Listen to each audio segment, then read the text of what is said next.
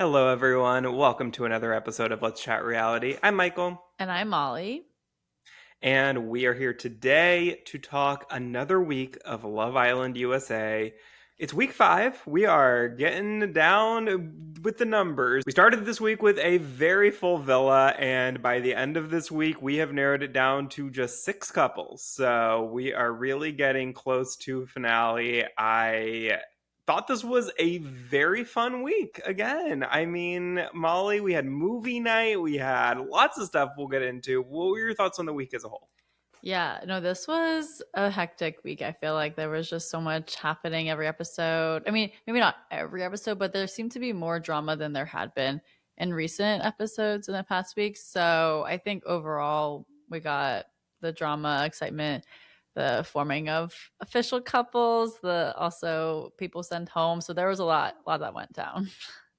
Yeah, we've reached the point where I'm a little bit scared for the last week. Like, the last week of Love Island is always a little bit dull because you have the couples are set by that point. So there's no more exploring. There's just like you're basically figuring out which couples actually have potential to make it outside of the villa and which ones are just going to kind of fizzle out and not make it to finale night or make it to finale night and still fizzle out.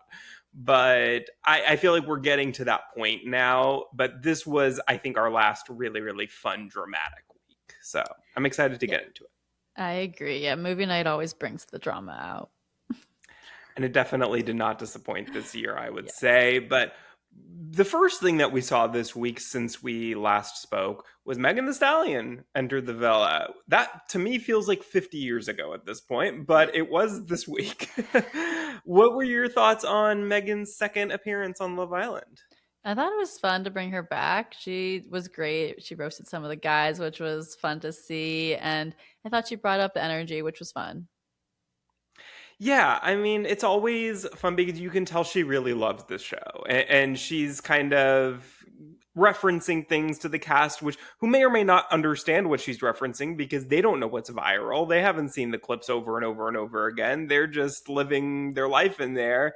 I remember last year, Huda and Nick didn't even remember the Mamacita moment, Yeah, so I feel like she probably like some of those things may have gone over their heads a little bit, but still very fun. And I think it's a fun tradition that I hope continues. I agree. Then, of course, as we mentioned, we got movie night. There was so much hype going into movie night this year. I feel like so many people saying you gotta show them this, you gotta show them this moment. We didn't even get a movie night last year, so I think a lot of people were scared we weren't going to get one again. But it felt like they heard the fan reaction to that and they decided to do one. I don't know whether it was like the last minute they decided to do it or if maybe it's one of those things where like they just kind of see what's going on and if movie night is going to actually be able to give what they want it to give. But I think this season, I feel like it delivered in spades. I thought pretty much every moment that I would have wanted them to show, they showed. What did you think? Yeah, I agree. I didn't feel like after that episode, both parts of it, that I felt like there was something missing from it. So I agree. I thought we got good content. Yeah, and we'll get into kind of the couples that really were affected by movie night. But did you feel like were there any moments or anything that you felt like they should have shown that they didn't in particular? Um, I don't know. Now thinking back, I'm like, what even would have happened?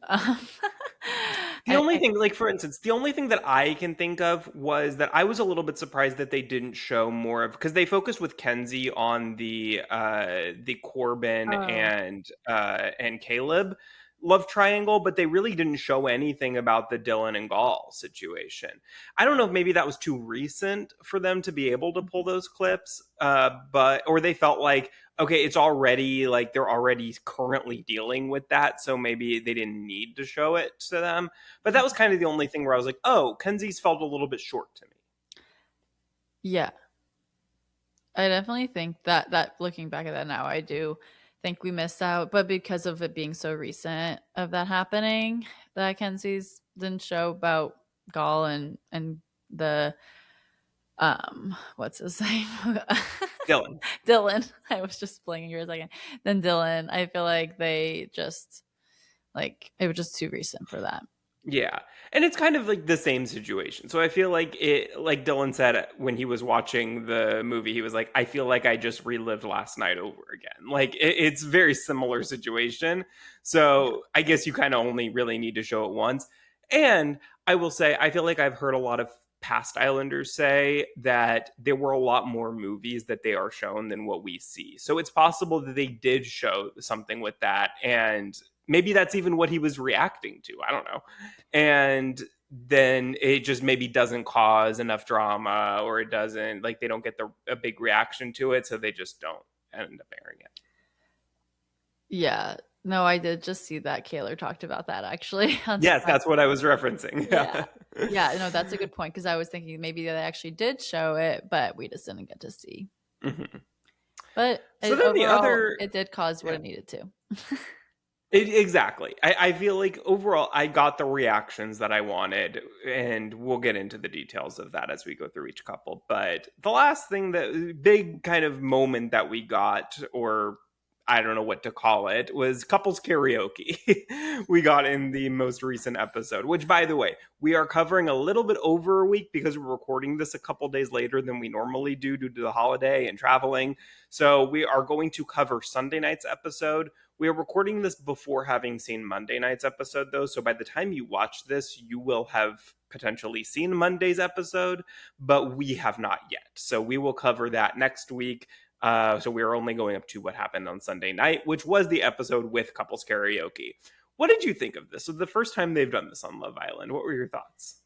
I was more just surprised we saw their entire songs. I was like, I think they could have cut this a little shorter. But overall, I thought it was fun.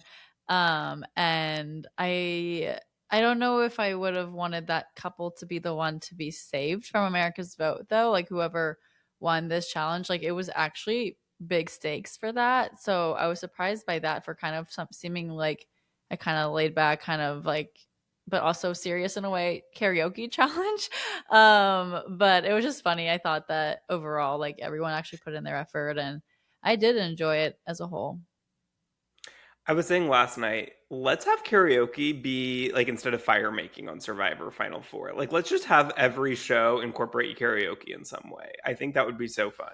And like just have them, instead of like the hamster wheel on Big Brother last season, have Rachel force her to do karaoke. Like I think that that would be a much more fun challenge than we get on some of these shows that are much more serious. But I enjoyed it more than I thought I would. Like I when I first heard karaoke, like Sarah on After Sun was like, "We're doing for the first time couples karaoke." I'm like, "Come again? What? Why?" And then as we started, I was like, "Okay, this is actually kind of fun." Like I think it felt like it was longer than it probably needed to be, but it didn't feel as long as most of the challenges do, or most of the events. Like the night before, we got the dumping. That felt like everyone voting on couples. That felt like it went 50 years to me. It was like, why does this have to take so long? It was like over half of the episode. This felt like it kind of went by pretty quickly to me, and I enjoyed it, and I was into it a lot more than I thought I would. I agree. I don't know that we needed Kenzie and Dylan to be immune from it. I think maybe like their vote could count twice or something like that. Like when they stand by the bottom two later, or maybe they get to a limit, like save one of the bottom three couples. How about that? Like, and of course they would have saved themselves, so it would have been the same thing. But maybe rather than, if they weren't in the bottom three, then maybe they get to save one of the bottom three couples, and then everyone votes on the other. Or maybe they can't save themselves. I don't know. I feel like maybe there's a way to do it where it's like slightly less powerful, but still matters in the way of like, we didn't just watch this for nothing. Oh yeah, I agree. I think that like extra vote could have made more sense or safety that you choose. But I mean, it did seem like they probably would have been safe regardless, so it didn't really have an impact entirely. Yeah, I don't think they were going anywhere, right? Like I think Corbin and Parmita were Yeah. doomed no matter what, because they just Agreed. don't have the strong friendships like the other couples do that were in the bottom three. But let's get into that in a second. Let's go through each of our couples now, and we'll start with the ones who are dearly departed this past week, starting with Jen, Gall, and Amora. We're just going to kind of combine those three because Amora didn't really have much other place to go besides trying to make things work with Gall, but I don't think that was ever going to be anything. But yeah, Jen and Gall's connection just kind of completely dissolves in this week's episodes. Jen basically feels like Gall never compliments her. It makes her think that he doesn't really like her. Gall, on the other hand, says to Jen that she makes him feel guilty about going to talk with other girls, and he just kind of doesn't think that they're compatible. What did you think of their conversations and just the kind of the way things fizzled out between them? Yeah, I just felt like they didn't have a ton of that chemistry. Like you never saw them really touching. Or I mean, God was trying to blame that on he didn't like physical touch, but then right after that, we see him touching Kenzie. So I feel like with that, like I don't know how honest he was in that moment, but I think as a whole, they just were not gonna be a good match together. And that meant like they could explore other people, but then it was just kind of weird because of the way that Gall brought it up in the conversation. He was kind of then blaming Jen, even though it was kind of like his doing in this part. Hmm.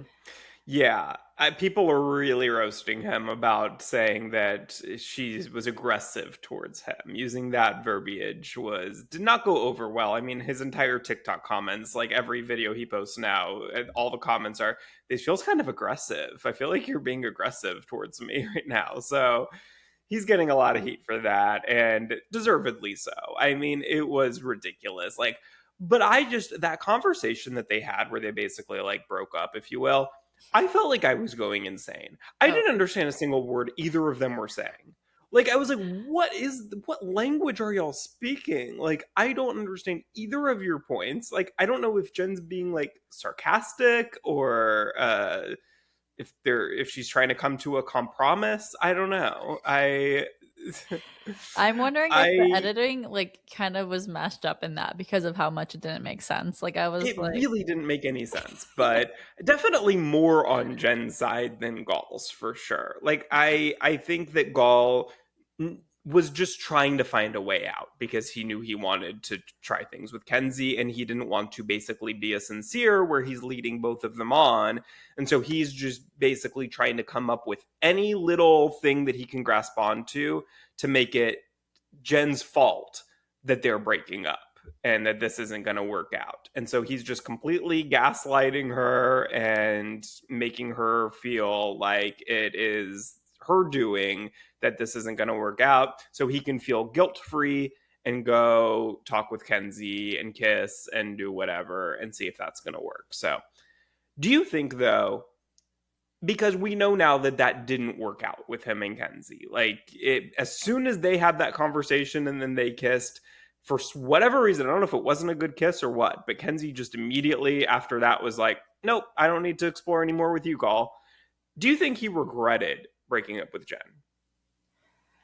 I don't know. I think he just knew he shouldn't lead her on, so he was doing the right thing in that moment. Like I think if he hadn't broken it off yet, like it was doomed to like be broken off anyways. So Mm-hmm. I think it just made sense that he did it then. Yeah, I think. I mean, strategically speaking, if we're going to talk about Love Island like a game, it was a bad move because he basically broke things up before he really knew if there was anything gonna be working with Kenzie. He just broke his entire relationship with Jen and couldn't go back to it as soon as Kenzie didn't want him anymore. He left himself in no man's land and had to try to make something happen with Amora. That was just never going to happen. I mean, maybe it would. Let me rephrase that. It could have. They didn't have a chance. Like in the time frame that they were in the villa, like before they left, it was never going to actually turn into anything based on the fact that the Islanders had to vote and they were going to be the easy vote because they weren't really a couple. So if Gall had stayed with Jen, I still think they probably would have gone home in that vote. It was just, I guess, kind of more screwed Jen over that she didn't get to make it that far because then she was left alone. Yeah. This whole love triangle, I guess, ish that was happening with Kenzie, Jen, and Gall. I feel like Kenzie never, or maybe she did really like Gall, but it didn't seem like she was giving it a shot really that much until that kiss. And then the kiss immediately afterwards, she was like, oh, I'm not doing this. So I Yeah, was I wonder what like, it was about the kiss. yeah. No, I think then she saw how sad Dylan was that like he really did care about Kenzie Yeah. and like that really I think helped shift her too and focus more on him in a way too. But I think yeah, Gall was just doomed. He came in late and as a Casa boy, but he made it into the show. So that's more than some of those Casa boys. Hey, yeah. I mean, look, he went from completely irrelevant on the show to like kind of a central character for a few episodes. So, you know what? He's not going to be as forgotten as I think maybe people thought he would be from the first few episodes when he was in Casa. He wasn't really much of a factor. So, good for him. Yeah. Well, we will get back to Kenzie and Dylan's side of that a little later. But yeah, so Gall and Amora are dumped after they have the big dumping where the couples get to vote on who they think is the weakest couple. Each couple votes for two couples that they want to basically dump from the island, and Gall and Amora just get basically every vote except I think one couple. Every other couple voted for them. So it was nearly a unanimous decision and it did not surprise me at all. Oh no, not at all. I mean, they literally just had formed as a couple. Like, obviously, they were not going to be the strongest one. So it was karma for him not choosing Jen. So it's okay. Yeah. And before that, the night before that, or sorry, right before that, the same night, Jen was dumped from the island. During the recoupling, she was the one left out, and so she was gone before they did those votes. And then, yeah, Gall and Amora left right after them. So that left the three of them in this little. I don't even know if it's a triangle. Amora wasn't really ever really a part of it, but they are all gone from the island as well as our dearly departed Jaden and Caleb. So we really see very, very little of them for most of the week. It's not until like earlier in that same episode where Caleb is talking with Trinity and Bryce about the fact that Jaden has barely, actually, I think he says she has not talked to me once since they went in the villa. I find that hard to believe. Like, what do they have to do in this villa other than talk? So I think that he's over exaggerating probably there and just basically saying like they barely talked, not nearly as much as compared to other couples. But that basically like she doesn't show him any affection. It's kind of the opposite of the Jen and Gall situation where she on that one felt like he didn't like her. And now Caleb in this relationship is feeling like Jaden doesn't actually like him. But Jaden is standing like 10 feet away from them at the same table. So she hears this conversation and she then pulls him for a chat. It's like, hey, don't talk about me when I'm standing right there. Like, come and talk to me directly. So they have a little bit of a chat and they kind of argue. And she just kind of feels like she doesn't know anything about him, like, because they don't really talk. And all he ever wants to do is cuddle and take pictures. So it feels like they're just bad communicators, really probably are not a good match for each other and they're just now realizing this. Yeah. I think I think they're just not a total match and it was showing. So that's why they weren't really talking to each other. But I don't know. You have to talk, you have to conversate to actually be in a relationship. So if that wasn't happening, then I don't know how they could last. Do you think this is like a COVID baby thing? Like they're not COVID babies, but like COVID teenagers. Like they were kind of high school, virtual high school.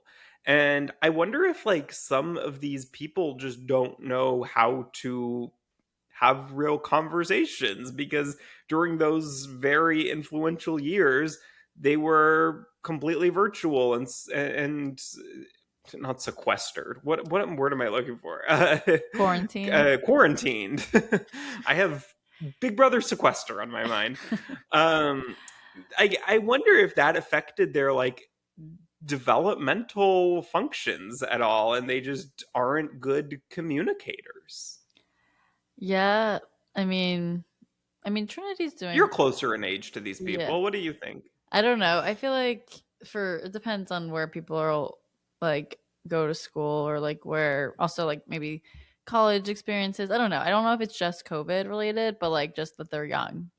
And in general, Yeah, like I feel like they haven't lived a lot of life. And so it's like, what do you talk about? Oh, I'm just finished school, or like what are they doing? Yeah, they're on Love Island. Like I don't know what else they're yeah. talking about right now. And I But guess like because they're so young, like they don't have like a lot of life experience yeah. to talk about. I don't I know. don't Like know, they're but just I kind just of like think that we all weren't in. seeing. Yeah, maybe it's just because of the edit. Also, like it could have just been that we weren't seeing them like have normal conversations with each other. But now I actually saw Caleb posted a TikTok was like, "Oh, and now I can show you my personality." Yeah. I um, said online, Caleb is the Lauren Domingue from Big Brother 27 of Love Island, where we see nothing. Like they barely talk on the show. And they're like, well, do they have a personality? And then as soon as they get out of the house or the villa, they're suddenly a completely different person. And it's all this personality. It's like, where was this person? I know you never know, but it's just the way TV shows can be. Yeah. And some people are just like, it's not the right environment where they thrive. Yeah. Like I think there's some people who maybe are more aware of the cameras and aware of the microphones than others, and they're just like too afraid to truly be themselves until they get out of the villa and they feel like, oh my God, I have this weight lifted off of me and like I can actually be myself now. Yeah, true. And Love Island is every single day, so there's a lot of things that could happen Yeah. that are shown. Well, Caleb and Jaden are then dumped from the island as well after receiving votes from four of the other couples. It was kind of a close vote, though. I mean, like Kenzie and Dylan got votes from, I think, three other couples. A couple of others, like I think Corbin and Parmita, got votes from a couple of them. And so it wasn't like it was pretty unanimous for Gall and Amora, but the others were much more splits. But Yeah. Jaden and Caleb did end up getting most of those, which did not surprise me at all either. No, I'm not surprised. I'm honestly more surprised that it was that close between some of the Me other too. couples. Yeah, me too. But that's why I think this dumping felt so overdrawn, because it was so obvious. The result was exactly what I would have expected the result to be going into it. So it just felt like such a long way to get there. Yeah. Well, then let's get into Corbin and Parmita, which is the other couple who left us this week in our most recent episode. But before that, they very quickly decide to close things off. I mean, right out of Casa, it was before movie night. They decided that they were not going to explore and that they are just the ones meant for each other, and they're the same person. They're both hot. They're both I don't know what else. That's pretty much all they care about. And they just consider themselves to be a perfect match. What do you think about what did you think about them closing off so quickly, and like what do you think of just them and their relationship from what we saw? Well, yeah, definitely that they moved fast. They were just like, okay, this is it. Cool. We're going to close off. Like that conversation also was so like random when it happened. I was like, wait, this is happening right now. But I feel like as a whole, yeah, they just were really attracted to each other. That's what it seemed like as their relationship. But I mean, they did have to talk, but maybe like in the conversations at least we saw, like it didn't seem like they were talking about that much. Like I don't know what they actually do have in common, but seems like they have similar kind of lifestyles. Maybe that's really what they want is like partying in Miami. So that could work for them. Then that's great. But I don't know how long it will last in a serious way. Yeah. I think they like feel comfortable with each other because they had like communicated to some degree before the villa they had, and I don't know whether it's more than they're saying it is. I'm not going to speculate on that, but they have some form of familiarity with each other, at least, that I think maybe makes them feel comfortable. And then I think they're both kind of looking for the same thing. Like, I feel like in both their situations, like, it just kind of feels like they're not looking for anything serious. And it's just like they're having fun and they're flirty and they feel like they're just like a very similar vibe. Like, I don't think they are bad as a couple together. Like, I do see the connection. I just don't think it's going to last very long because I think this is very like surface level, very like easy breezy. They're not like comparing them to like Trinity and Bryce. Like, I feel like Parmita and Corbin, if they had been together before Casa, I think they would have been one of those couples that would have both explored to the full extent, come back together, and not been really that mad about each other doing it. Like, I think they would have just been like, yeah, that's this experience, you know, and then if they come back together, they do. If they not, oh well, and, you know, we'll see what happens. And I think that kind of the same thing will be in the outside world. I don't think they'll be together by reunion, but I think they'll still be good friends. Yeah, I can definitely see that. We'll have to stay tuned. Yeah. Well, then they, after karaoke, they were in the bottom two from America's Vote, and all of the other couples, basically, except one couple, which I did not write Casey down. and TT. KZ and DD. Okay, thank you. Every couple except them chose to save Kata and Zach, which were the other couple in the bottom two, which we will get to in a little bit, over them, so they are done from the island. Did that surprise you that they were in the bottom three technically because Kenzie and Dylan were in there also and were immune? No, I didn't. I was not surprised by that. I think just knowing that they also did get votes from the other night, like I feel like that was kind of in a way of like what decided for people to want to vote. I mean, for some people to vote in that way. But I think as a whole, like they're just not a very favorited couple. Yeah, I have to say, I wouldn't say I was surprised that they were in the bottom three. It wasn't the bottom three that I was expecting, I guess is the Mhm. way I would put it. I I was not surprised. Once they were in the bottom three, I thought 100% they're going home. I have seen a good bit of support for them. I feel like more than I honestly understand or would expect from what I am watching on TV. But I think people appreciate the fact that they are like one of the only couples who are calling out Zach on his bullshit. And so I think like, and people love to imitate Corbin, ladies, like, you know, the amount of times that we've heard that over the past couple of weeks, and I love it every single time. Like, don't stop, please. But I kind of feel like he's just become such a caricature on the show that I almost felt like people maybe wouldn't want him to leave just because we love getting more Corbinisms. Yeah, I mean that's a fair point, but they did say who's the strongest couple, and people might not think they're the strongest. And at this point too, like the boring couples were gone by that Yeah. point. So I think they would have probably taken those places, two of the three spots in the bottom three. Mhm. So I think once we kind of get down to it, it's like, well, who else is it going to be? It's not going to be Trinity and Bryce. It's not going to be Anaya and Carl. I thought it could have been Casey and Tiara over Yeah. them, for sure. Or maybe Casey and Tiara over Kata and Zach. I don't know. Yeah, But that's I what I kind of was expected thinking. them to be in the bottom three.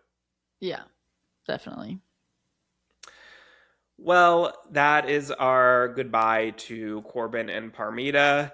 And now let's get into a couple that I love more than anyone, but I have really nothing to say about them this week is Brinity. I mean, they are officially boyfriend and girlfriend. That's kind of the big news from them this week. I know. It was great seeing that moment that they had their first date and became official as a couple. So it was really sweet to see that. But yeah, really nothing else for them this week, which I mean, it's good. There's no drama. Right. I think you need to have that. Like, you need to have like a couple that is like the standard. Like, they're the ones setting the standard for just steady couple who, I mean, other than like a few weeks ago, a little moment, but besides that, they've been very steady ever since. And I think you kind of need that to remind the couples in there and to like just be a couple that we can all root for. Like, other people, other couples have their fans, have people that don't like them that we can debate about and whatnot, which is very fun. But I think you like, for a good season, I think you need to have one couple that is just like everyone in the fan base can just agree on and rally around and support and hope and pray that they stay together for a good while so that this season will have some success story. I know exactly. Like they're the ones everyone loves right now, and we need that to focus on the who's actually going to win it all as the strongest couple. So it's like at this point, we know it's going to be Bryce and Trinity. It seems like, I mean, maybe there's a chance for some other couples, but for now, it seems like they're going to take it. I agree. I still can't see any other world. Like, we're less than a week from finale. What is going to change? I just can't see it. So yeah, I think 100% they're going to win this season, which I'm very happy about.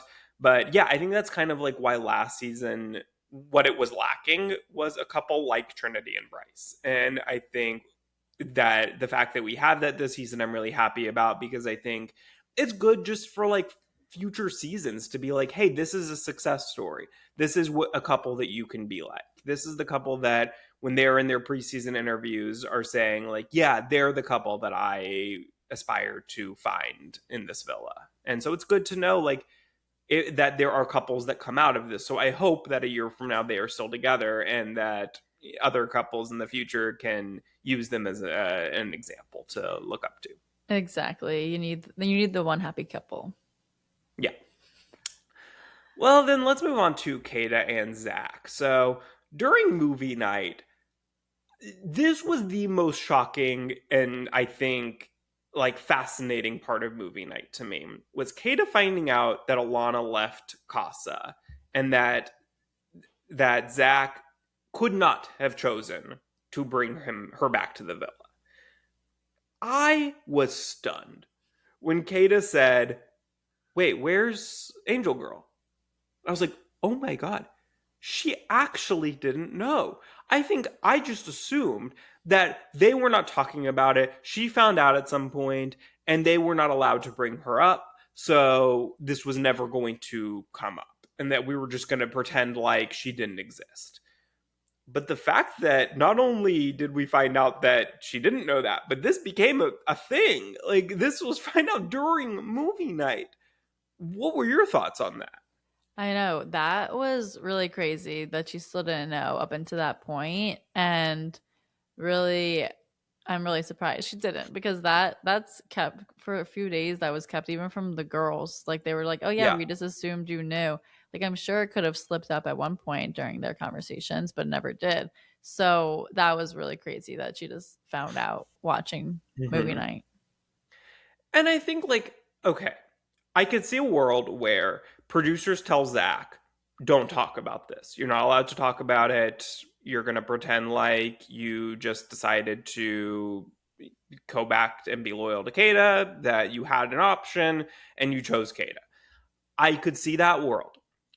But, and I could see a world where they purposely tell him that and then show it during movie night, make it pretty obvious. Although Kato wasn't the one to even realize it. I think it was Anaya that said, where's Alana or where's Angel Girl? Yeah. And then Kata said, wait, what? Like, like I think it was someone else that noticed it originally, if I'm not mistaken. But anyways, besides the point, I could see a world where producers kind of almost set him up like where they tell him not to say anything because they want this moment. Mm-hmm. But here's the problem. Either way, even if that's the case, Zach literally told Kata, if I wanted to bring Alana back, I would have.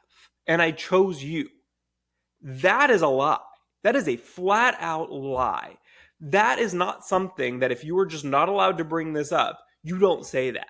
You say something ambiguous. You say like, I would have chosen you anyways. Like, you say something, but you don't say that. And that is emotional manipulation. It's There's no excuse for that.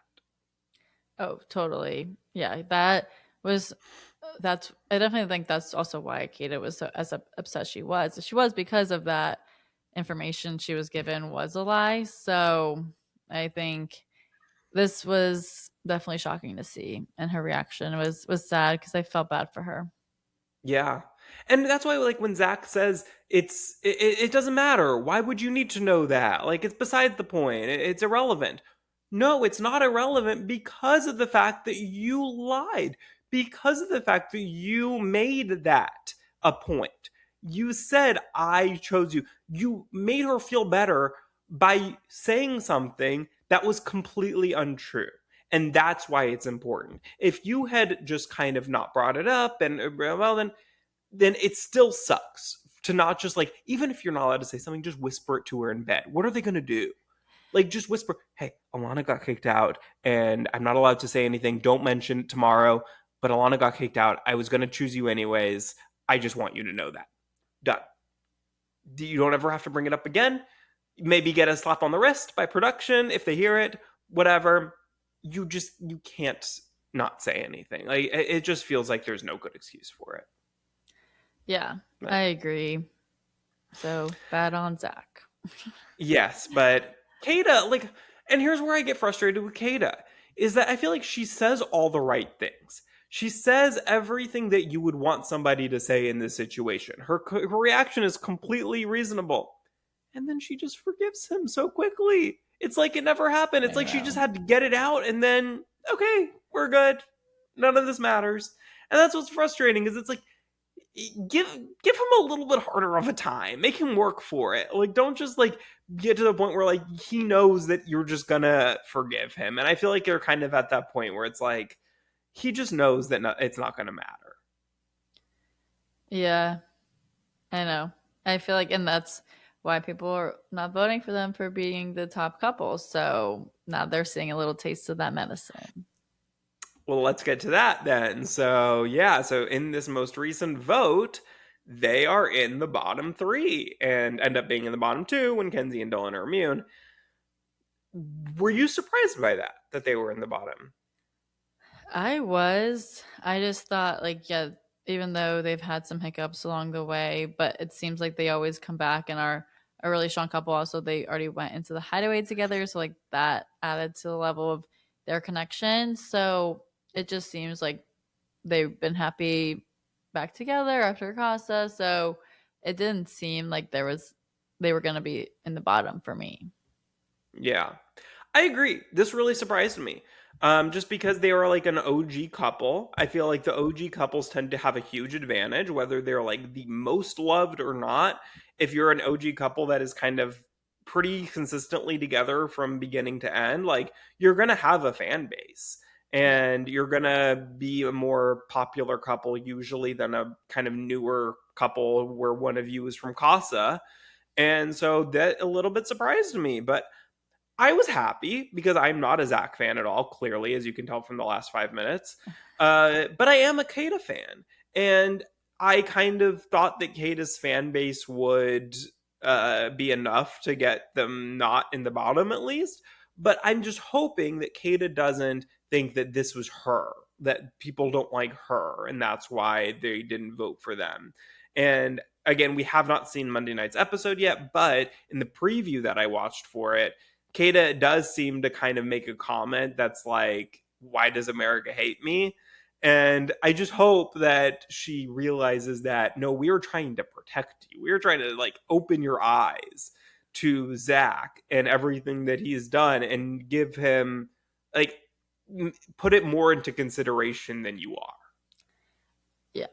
No, I think that is going to come up too, because I did see the preview as well that it seemed like Zach was saying it's me or something, like something related to his reactions is why they're having the issues. So I don't know what's going to be in tonight's episode. We'll Yeah, I think see. it's like, I feel like from Zach's end though, and I don't know, maybe I'm wrong. I'll watch it and maybe be wrong about this, but I could just see a world where he kind of is just saying that and then eventually kind of like somehow turns it around and makes it Kata's fault. Like, I just feel like somehow he's going to convince her and then try to like make her feel that way and then like try to build her back up. And like, it's just like, that's what these emotionally manipulative men do, is like they somehow turn it around on the women and make them think that they are the reason why that they were in the bottom. But like, we're gonna work through it and we're gonna be fine and blah blah blah. And then like they're get right back together. And then it won't be until they get out of the villa that Kata realizes how many fans she really has and how much people realize that she's better than Zach. Too good for him. Oh yeah, I can see that happening for sure. But I think while they're in the villa, they're definitely staying together. Yeah. And that's why, like, I'm excited for the reunion. Once everybody has a chance to see and the audience reaction and they can really, like, be called out on the things that they were not called out on enough and let slide in the villa when they hadn't seen it for their own eyes, or even after movie night, they don't know still necessarily how things are coming across on camera, and they talk with their loved ones and get their thoughts on it. Like, I feel like it's really then that they have the confidence of being like, no, I'm not going to let this go. Like, this was really as bad as I thought it was in my mind, but maybe led myself to believe I was overreacting in the moment. Yeah, no, definitely. I can see that for sure. Well, then let's move on to our next couple, Tara and Casey. So, Casey's video during movie night. Let's get into that because that was a big point of contention here. It shows all of the things that he said about Anaya during Casa, and it's so frustrating because there's so much talk about, well, how is Casey any different from Anaya when they show her talking with Carl and moving on and kissing him? And somehow, I don't know whether these guys just don't realize it, like what the difference is, or if they know what the difference is and they are just actively putting it out in their peripheral vision and choosing to ignore it. The fact that how disrespectful he was to Anaya in building his connection with Tiara and just talking to the other guys about Anaya and just putting her down over and over and over again. Whereas Anaya is not putting down Casey. She is just happy in a much healthier, happy relationship and focusing on that. Oh yeah, definitely. I feel like this was just bad on Casey's character, just to see like overall how he was responding in Casa and all of that was happening. And yeah, it was totally not equal what was happening on the other side with Anaya and Carl. So I feel really bad for Anaya and not having to watch that all back. But at least now she has a really clear head that he is not her person. Yeah, 100%. Like, I think I really admire how Anaya handled all of this situation because she reacted perfectly reasonably during movie night to seeing all of that. Like, anyone would be as emotional as she was. And she got very upset at Casey. Casey, like, stood up at one point. She stood up. She went over him and was yelling at him. Like, it was watching the guys watch, like, in particular Casey's video was just like my blood was boiling at the fact that how smug they were and how they were just like they could not understand why this was bad and how this was any different than the women, and how like just constantly comparing it and saying, well, y'all are angels, what y'all did, blah blah blah. And it's just like it's so infuriating how they just can't see it, and the girls are explaining it to them in a perfectly good way. It's not like they're not hearing the reasoning. They're hearing it, they just somehow don't get it. And I admire how Anaya then afterwards went up to Casey in front of all the guys and was like, look, I'm sorry for standing up and yelling over you, like that's not who I want to be. She did not need to apologize. She was perfectly within her rights to do that after Casey stood up first. But I still admire that she did it. And then, later on, that she and Casey talk and they get to a much better place and they seem to be perfectly cordial. And I just, I really, I, I have other issues with Anaya this week, but I really admired her in all of this.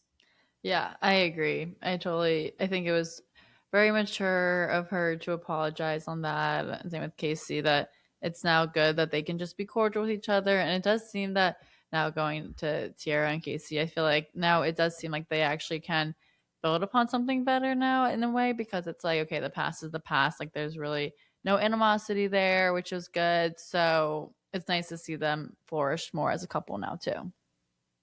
100%. And look, that all said, I think Tara and Casey seem to have a good relationship. Yeah. Like, I actually do think that they could kind of be, if I'm going to compare them to another couple, like I kind of maybe see them as like the Clark and Taylor from last season, where it's like kind of Mhm.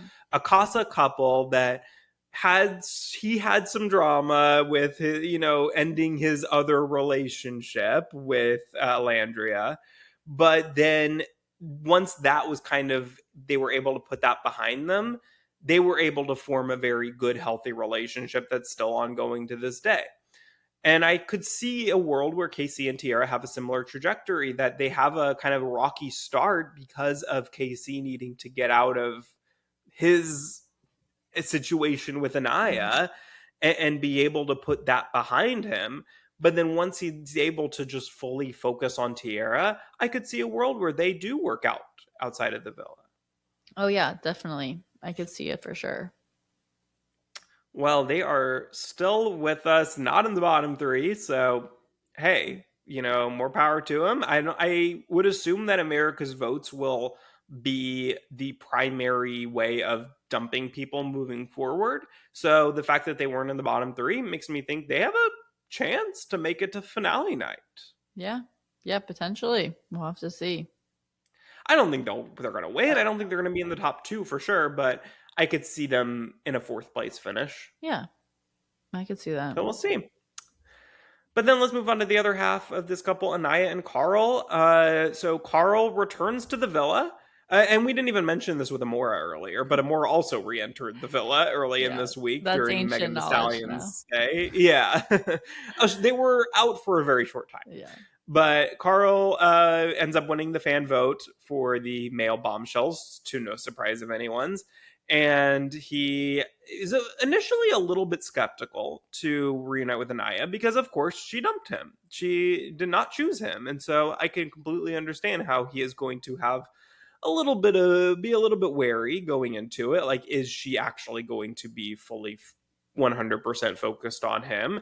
But it seems like that very quickly that skepticism goes away, and he does choose to couple up with her, and they seem to really be growing in their connection, and they seem to be a very strong couple at this point.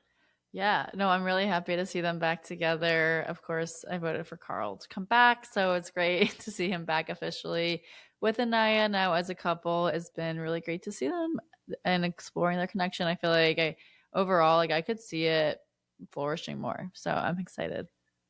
Yeah, I was a little bit like, just seeing them in Casa, I didn't see the connection, like the chemistry as much as I wanted to. I think because she had walls up a little bit, like because she was still very focused on KC and what was going on back, in Casa.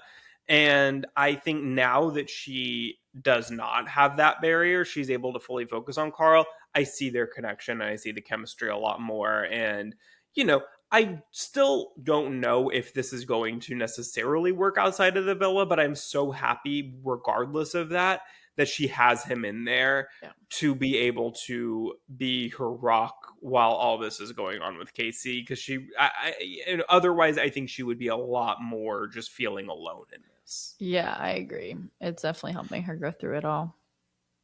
Yeah. Well, we will see what happens with them, but let's move on then to Kenzie and Dylan. So, post Casa, Kenzie's still initially torn between Dylan and Gall. After Gall and Jen broke up, she has a chat with him where they kiss. We talked about that earlier. But very quickly after that, she focuses fully on Dylan. But at movie night, she still has a lot to work through because the video focuses on her time with Corbin and Caleb, and she gets some heat from Dylan after that, comparing that time to her current time, but choosing between him and Gall. What did you think about the way she handled this? Because she does apologize. She kind of just says, like, a kiss is like a handshake here in the villa. That's how I've been viewing it. Like, what do you think about Kenzie and how she has kind of been juggling these relationships and kind of her reaction now that she's getting some heat for it?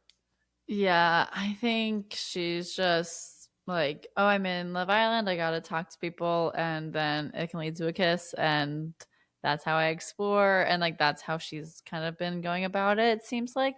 But now that she actually has formed a deeper connection with Dylan, obviously that impacted him in a negative way. So she wanted to then no, she noticed it obviously from that, and like also from talking to Jen. Like Jen was like, "Why did you do that?" Yeah, But she was like, I I wouldn't be think, friends with you outside of this yeah, villa. But I mean, real, real, understandable. yeah, oh for sure. It's was be pretty bad on a friend to do that for someone else that you liked. But I think, yeah, it's just Love Island though. It's like Kenzie's living it up, I guess. But I Mhm. think now that she has learned from it, I can look back on it and be like, okay, like she just wasn't fully understanding the extent to everything, and now that she is, I think she has gone back on it. I mean, she obviously has gone back on not exploring now. So I think overall she's come out better than she was. What do you think of the comparisons between Kenzie and Sincere that I feel like people have been making? Where even Kada, I believe, at some point said to Kenzie, like, it's giving Sincere. What Yeah. do you think that it's the same situation? I don't know. It's hard to compare it because they're very different in the way that they've been going about their other exploring of connections. But I think Sincere went about it worse just because it was more in someone else's face than like with, I mean, I guess with Costa it was slightly different, but with Soul there, like that was really bad for Melanie, and obviously we saw that. We'll Yeah. get to that, but I think with it, Kenzie, at least like they weren't exclusive yet. Like it's not like maybe he felt that way, but they hadn't explicitly said that they were exclusive. I think it was slightly better for Kenzie than it was Sincere, but it's still in a similar way. Like I get the comparisons. Yeah, I think the one time that I would say it was giving Sincere was when Kenzie and Corbin had their kiss that they were like, Yeah. we're not going to tell anyone about this. That was the one time where she was just flat out dishonest with Caleb and with everyone else except for Jen, who she told. But I think that was the one like really bad thing that Kenzie did. I would say other than that, I don't have a huge problem with Kenzie. Like I get, people joke about her having a roster and how she's just constantly juggling two men on this show. I think a lot of it has to do with the fact that on night one, when Zach left her and she felt like she was worried about going home, like first at that point. And I think ever since then, that was like a wake up call for her where she was like, I'm not going to leave myself without any options. Like, I'm going to explore. I'm going to talk to two guys at once so that if it doesn't work out with one guy, I have another one on the side. And like, to a certain extent, yeah, that is Love Island. I think as long as you communicate it, which I think like other than that one time with Corbin, I think she's done a fairly decent job at communicating with both parties as she's exploring. So I don't have a huge Yeah. problem with it. I can understand though the guys feeling a certain type of way. Like I understand Dylan being upset, but I think him crying over it was a little bit of an over exaggeration, and I don't think that it's Sincere level by any means because Sincere is like saying the same things to both parties in a way, in an effort to keep them both on deck so that he doesn't lose either of them. I don't know that Kenzie's quite at that level. I agree with you. And I also think that when she is called on it at movie night and she's called out, she does not handle it like Sincere did. She does not gaslight and try to make Dylan feel like he's doing the same thing or that he's just as bad. And she's taking it in, she apologizes, and I think that's why she and Dylan are able to move forward so quickly. Yeah. Oh, totally. I agree with that. It's good that they were able to communicate it all, so it all was working out. Yes, it seems to be. But Kenzie and Dylan are in the bottom three from America's Vote. However, they are the best at karaoke, which is a very important skill on Love Island, as we all know, famously. So they are immune from the vote. What did you think of Kenzie's karaoke? I thought she was pretty good. I did too. I was really impressed by it, and I'm glad that they went last because it ended on a high note there. Hmm. But I think overall, like they were talented. Obviously, we know Kenzie's also a dancer, so I think that added to it with the choreography that they had, it all just blended well together. Yeah. And it wouldn't be a Kenzie karaoke without a split. But I thought the best part of it was when not only she did the splits, but then Dylan like jumped over her. I was like, whoa, Yeah, that was pretty impressive. that was crazy. So they did, I think, deserve that win, and because of it, they were immune from the vote. So and ended up just being a bottom two. I wonder what if they hadn't been in the bottom three. I wonder. I guess they would have probably like revealed their immunity before they started like revealing everybody else being safe. Is my guess, right?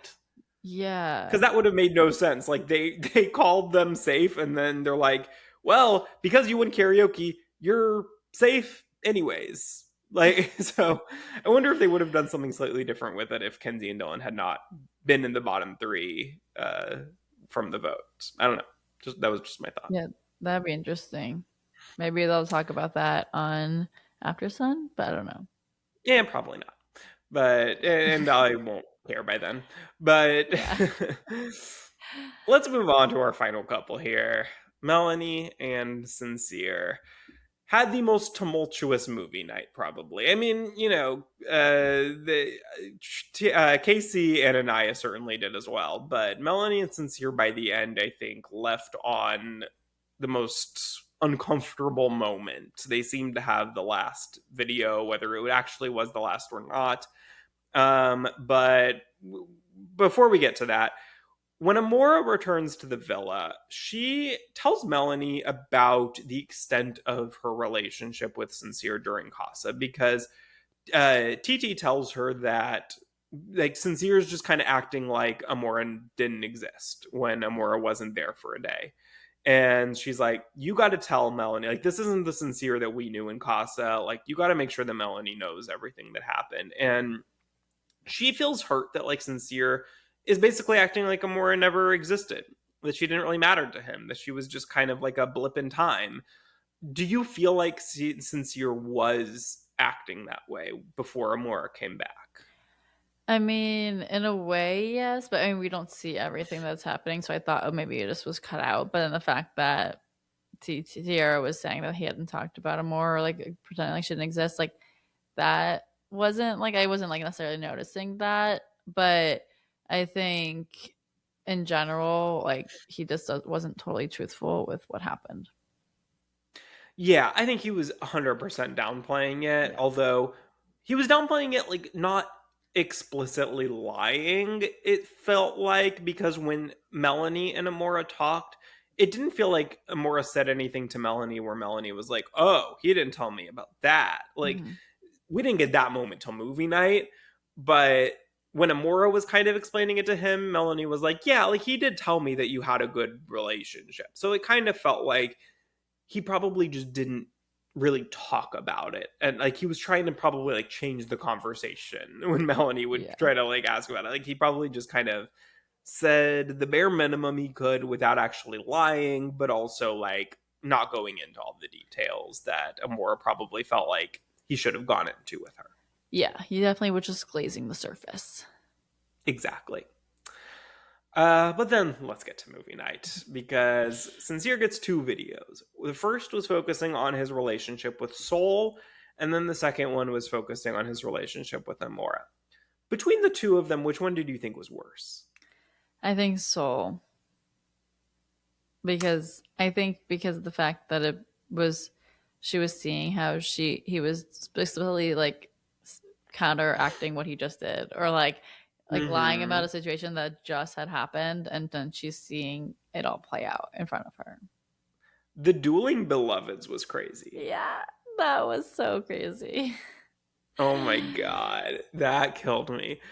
I agree. I think as a whole, the Soul video was worse. I think the one moment, the ending moment of the Amora video, when he told her that he would have chosen her if he had more time, that it would have been Amora. I think that was the worst moment of either video. I Okay. think that was the moment that really got to Melanie. Yeah, I agree with that. And that's horrible. Like that is awful because he told Melanie it was always going to be you. I was always going to come back to you. Like it was all I just needed to give it all my 100% and explore, but I was always going to come back to you, Melanie. And then for him to say if I had had longer, it would have been Amora. That's crazy. Like that's wild. And that just I think that just so perfectly encapsulates Sincere's time in this villa is that he says everything that he needs to say to that one person to make them feel comfortable. And then he just takes it 10 steps too far when he goes back to the other person.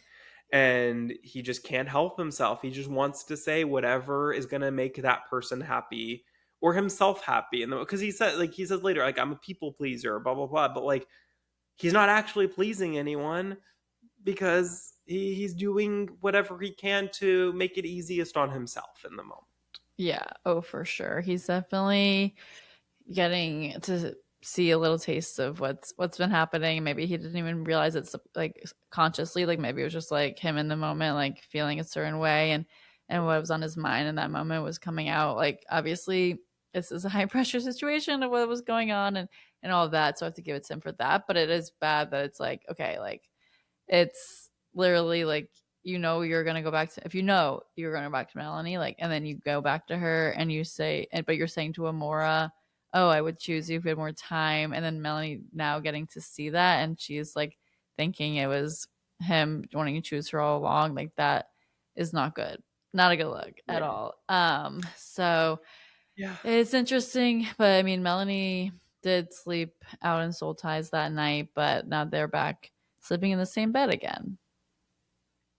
Yes, avoiding the owl that Yeah. has left the villa for personal reasons. But yeah, I mean, and this is where, let me just say, this is where I get frustrated with Anaya. Because Anaya is like Sincere's number one supporter when it comes to Melanie staying with him and just forgiving him no matter what. And I just feel like Melanie is such an incredible friend to Anaya when Anaya is going through what she's going through with KC. And I just think Anaya is giving horrible advice to Melanie. And like she's supporting her, she's comforting her, she's there for her, but she's filling Melanie's head, and in while Melanie is at her most vulnerable state, she is filling Melanie's head with you gotta forgive him. You gotta move forward with Sincere. He has good intentions. He's like, he says the wrong things, but he's just a guy, and he wants to be with you, and he has all he's your person, and like she's just saying all these things that is just like making Melanie, I think, feel like, am I wrong? Am I wrong for not for being? Am I being too hard on Sincere? Like, and it feels like she's sticking to her guns. She's sticking to her guns, and then like it's like she sleeps it off, and then they're back to normal. And I just wonder if Anaya wasn't doing that. If Anaya was like being a real friend to Melanie, which would be like, whatever you want to do, I'm here. If you want to never speak to Sincere again, you will never speak to Sincere again. That's what she needs to tell her. And instead, she's really pushing her in that one direction to forgive him. And she's not even like being shy about it. She's like, yeah, I am Team Sincere. And I'm like, oh, stop. It's just so frustrating. I know. It's like she just wants them to be happy together because she likes being friends with both of them. Like that's the vibe that it's giving. Mhm. Exactly, But exactly. She cares yeah. more about her relationship, her friendship with Sincere than Yeah. she does about Melanie's happiness being in a healthy relationship. Like, sorry, that's what it's giving. Well, it's like Sincere is brainwashing Anaya too. It's like Maybe why is if she she if such a close friend if this is how he's acting to Melanie? Mhm. I will forgive Anaya if she comes to reunion and says, "Sincere, you were brainwashing me too." Like, Yeah. if she says that, like, if she is able to say, like, "Oh my God, I watched TV. you know, saw everything online. I saw the clips. I watched the show, whatever, what have you." And if she is able to like fully make a 180 and put Sincere on the hot seat for that, I will forgive her for that. That Sincere was also kind of, doing his thing with Anaya as well to pull her in and be on his side with team Sincere and Melanie. Yeah, I could But see it. it's But frustrating in the moment to yeah, watch. in the moment, I feel like at this point, like they're just gonna ride it out and be a couple. But I don't know. I don't know what's gonna happen if any of their drama is gonna come up, or it's gonna be when they get back into the real world that she'll notice all the signs and Yeah, not want to yeah. continue. Nothing else is gonna happen. Like what else could happen? I feel like we've Yeah, gone through the all the parts of Love Island that could tear them apart at this point. They're just gonna write it out. that's There's like true. 5 episodes left. Yeah, Like they're gonna be fine at this point. But I think they're the couple that I am the most interested to see what happens between end of season and reunion. I agree. It's gonna I be could see a Kayla and spicy. Aaron situation, but Yeah, that they're not together by reunion. I I agree. could see that. Like they're really trying to make it work like in the weeks leading up to it and like as soon as they do all their podcasts, they say things, they whatever, like I could see a world where as they're hearing the audience reaction to it, Melanie finally is able to break free.